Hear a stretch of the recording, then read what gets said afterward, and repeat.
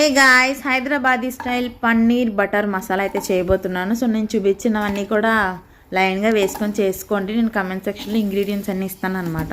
So ఇట్లా మనం paste prepare చేసుకోవడానికి మేము ఫస్ట్గా ఇవన్నీ బాగా మగ్గబెట్టాలి. మగ్గబెట్టిన తర్వాత దోసపప్పు వేస్తాను, ఎందుకంటే మంచి గ్రేవీ రావడం కోసం. తర్వాత అయితే బటర్ మెయిన్ పన్నీర్ కర్రీలోకి. సో నేనైతే ఇక్కడ నేను చూపించిన విధంగా వేసుకున్న. ఆ రోజైతే మాది వెజ్ బిర్యానీ అనమాట స్పెషల్. సో దానిలోకి నేను కాంబినేషన్గా అయితే పన్నీర్ కర్రీ చేస్తున్నాను.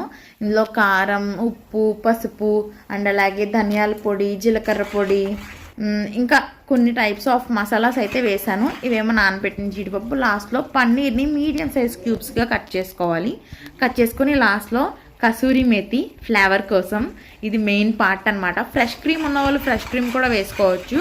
So this is my paneer curry. చాలా అంటే చాలా బాగా వచ్చింది. మీరు కూడా ట్రై చేయండి ఫ్రెండ్స్.